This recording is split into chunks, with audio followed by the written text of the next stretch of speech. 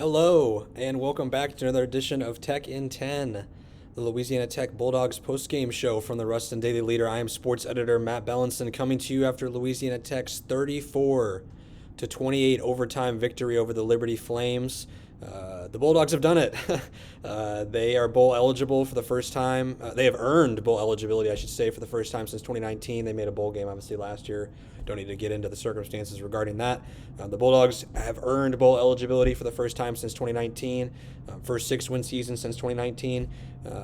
The Bulldogs did it. I guess it's one of those things where, again, like the law of averages in this sport, like you would have assumed at some point this program would have found a way to win a close game, found a way to win an overtime game. I'm not going to lie, the way that the circumstances of this game played out, I honestly didn't really think they were going to be in it. Liberty builds a 28-7 second half lead, and you're thinking, oh boy, okay, like wow, Louisiana Tech has laid down, like they've given up. Liberty, Evan Dickens is just running free. I think he finished for close to 230 yards. He had a really great game, but the Bulldogs found a way.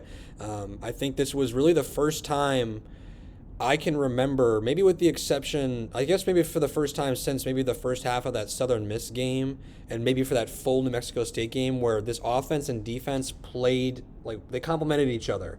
And certainly this offense, we'll get into it, that it's still not perfect. There's still a lot of things that need to be cleaned up. But in the end, again, you erased a 21-point deficit. You scored 27 unanswered in the second half and overtime, and your team finds a way. This run game for this program is finally, I think, finding an identity. I think we've obviously seen the past couple of weeks Clay Thevenin has really emerged, I think, as maybe probably the main running back for this team. He really wasn't involved a ton tonight. It was really the Trey Kukuk and Andrew Burnett show. Obviously, Andrew has the 3 touchdowns, including the walk-off in overtime. And then, obviously, Trey has 2 really big rushing touchdowns as well, including the one to tie it at 28. So it's one of those things where we've kind of been waiting for this run attack to really be in full form all year. They keep talking about it, being consistent with it. And at times they look really good. At times they can put drives together where they can put their foot down and run it at people. And then there are times where this run game just gets really horizontal. They can't pick up first downs, and you're thinking like, man, does this really offensive line actually are they capable of really being the run identity that this team wants to be? And again, credit them. What did they finish with tonight? Close to 319 yards, 6 yards a carry, 5 touchdowns. That's really great. And this Liberty defense was no slouch. They were the number 1 total defense in Conference USA. So this I think this was a statement win in a lot of different fashions. And so I think you just got to first credit Trey Kukuk and just this offense and really just what they've done. Again, I think we were really nervous, I think, coming into this game of thinking, man, like, Trey's first 2 starts here at Louisiana Tech against Southeastern and LSU, they had 2 offensive touchdowns with him, as the starting quarterback, and they just were not efficient, and they just really had not showed a lot of explosiveness. And I think you saw tonight they made a real commitment to the run game. I think they had close to 60 rushing attempts, 54 rushing attempts. That shows that you wanted to establish that as your identity. So I think that's a great sign for this program that now has officially 2 games left in the 2025 season. You're on the road next week at Missouri State, and then you got your bowl game, wherever that is and whoever that's against. So I think just credit this offense, credit them for officially finding, I think, their identity. I think now that Trey Kukuk is going to be this team's quarterback, down the stretch here, they're certainly going to make some pass attempts here and there, but I think if you watch this team all season long, and if you watch this game tonight, Trey as a passer is just not his strength. It's just not what he's best at. He was efficient tonight. I think 120 something yards. Didn't turn the football over, but again, there's also times where he misses reads. I think he stays in the pocket a little too long. He was able to escape, obviously, and pick up some huge first downs and the touchdown as well. But I think at times he just gets kind of lost as far as reading what the offense wants him to do downfield. And so I think as long as the ball is in his hands as a runner, I think he's proven, in a couple of starts this year that he can be effective.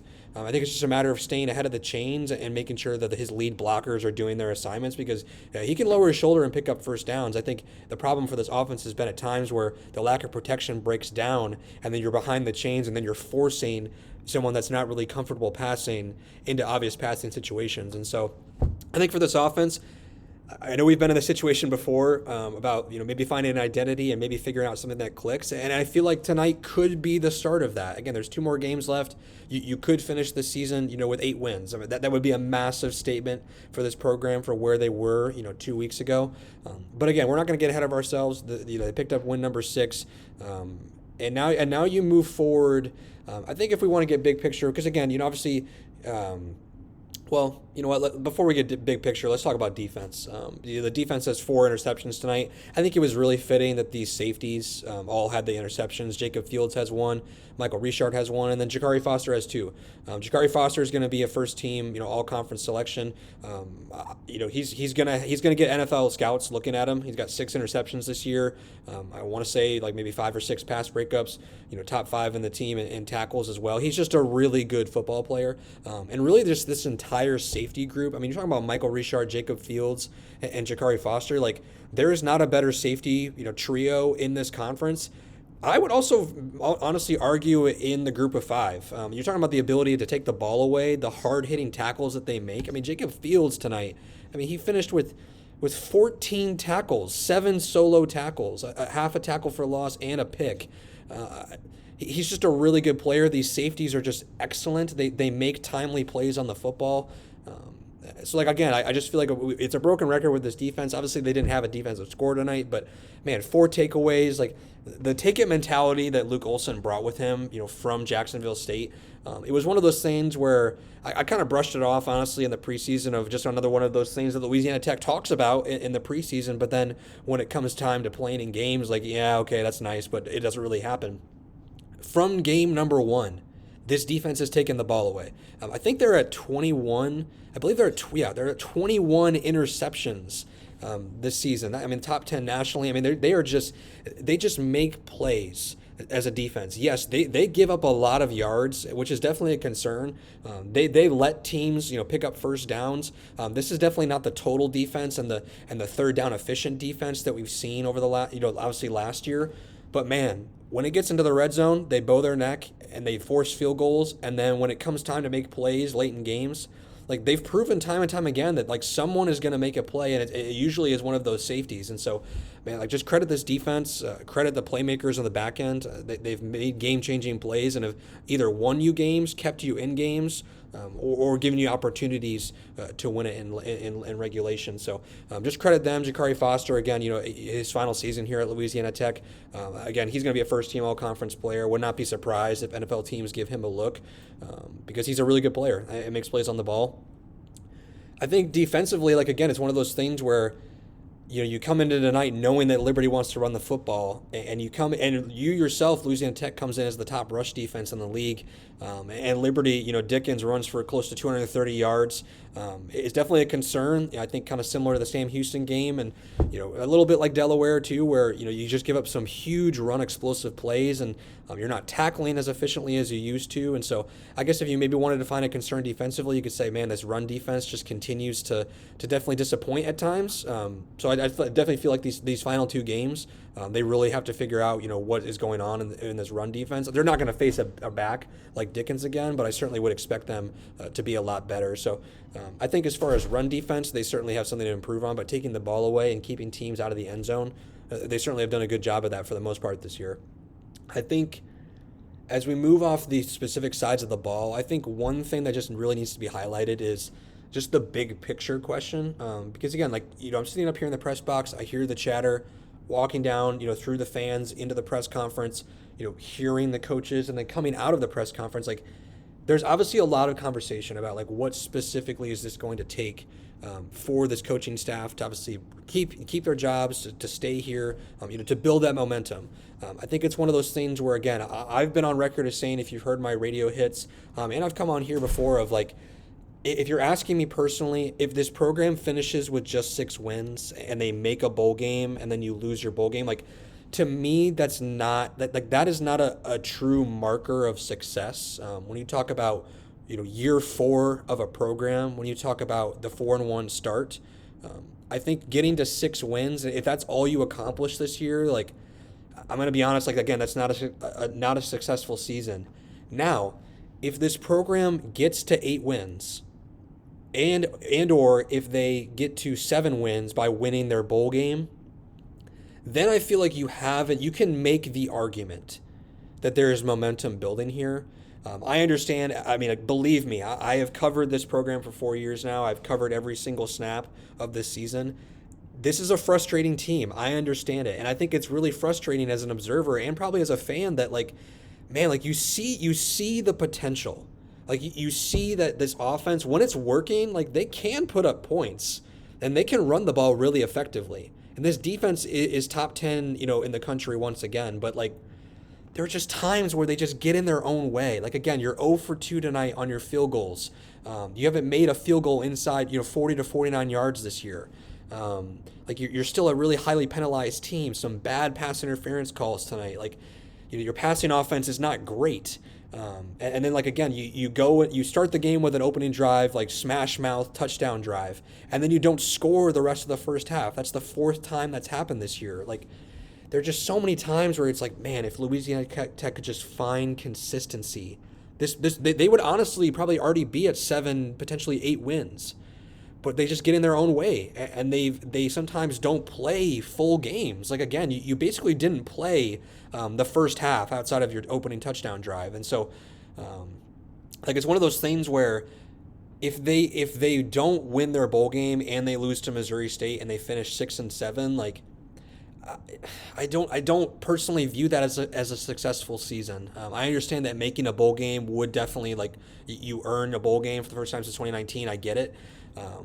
But like just given what this program should be at in year 4 and given what you were after the 4-1 start, like I just feel like it would be just kind of a letdown of just like what could have been. And again, maybe for administration's sake, Ryan Ivey has been on the record and saying this team needs to make a bowl game, and so they've done that. And so I can't speak for him. I can't speak to what his standard is of, what, maybe just making a bowl game in year 4 is what this program needed to do, and it doesn't matter, what happens over these final 2 games. If you're asking me over these final 2 games, I don't think that should be the bar. I think this program should try everything it can to get to 8 wins.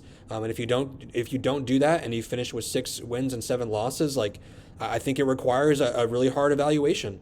I think at times, like again, this offense, they have a really good run attack, but when you watch it, like they just are so inconsistent, and they just could be so much better, but they're not.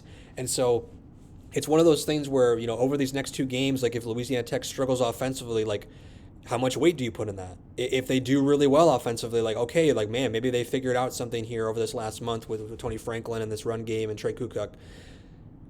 I guess like it's one of those things where it's a measure of degree if you're a Louisiana Tech fan. Like, if the bar for you coming into this season was let's get to 6 wins and make a bowl game, congrats. Like they've done that. If your bar in year 4 of a coaching staff was like, man, like we really need to be competing for a league title, we should be flirting with 8 wins, I would say you're not really in that position yet. And so I think if you're a Louisiana Tech fan, it's a matter of what you expect of this program. Again, for a lot of frustrated fans, these last couple years have been super hard. A lot of close losses, a lot of horrible coaching decisions, a lot of inconsistent play.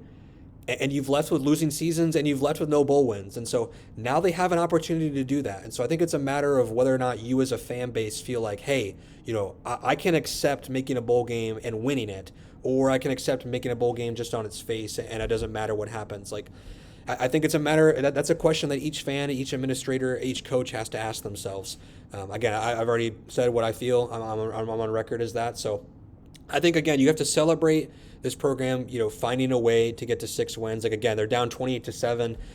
Again, truthfully, like I thought, okay, they're about to get blown out here, and they're going to have to try and find a way on the road to win at Missouri State, which they don't really do, to somehow salvage a 6-win season. Now you have an opportunity to finish with 8, which I feel like would give you a real momentum spark going into the Sun Belt and saying, like, we have something that can work. Just give us better personnel and give us time to put this together, and we can figure something out. And again, I know for a lot of you, you're probably screaming at the video here saying, Matt, like, how much time do they need? How much time and like leeway do they have to get? Like, I understand you, and again, like you're watching this game, and like it's super frustrating. Like they still play inconsistently. They almost like give away games at times. Truthfully, after their interception and they go 3 and out, and Liberty has the ball with 2 minutes left, I'm thinking, okay, well, Liberty's about to walk this off on a field goal. And obviously credit them, they didn't. And so I think it's just a matter of like, do you take, like, what matters more to you? Do you take, like, we get to 6 wins, or do you factor in, like, man, we were 4-1, and then, like, we just hit an insane rough patch where our inconsistency continues to help us, or to hurt us, not make it, further in our goals. I think that's a matter of like what you care about more. I guess like what matters more. So again, get credit Louisiana Tech. They are now 6-6 overall, or 6-5, I should say, and they go into obviously December with a chance to win a bowl game, which again this program has not had a chance to do in a while. So that's going to do it for this edition of Tech in 10. Again, Louisiana Tech earns bowl eligibility for the first time since 2019.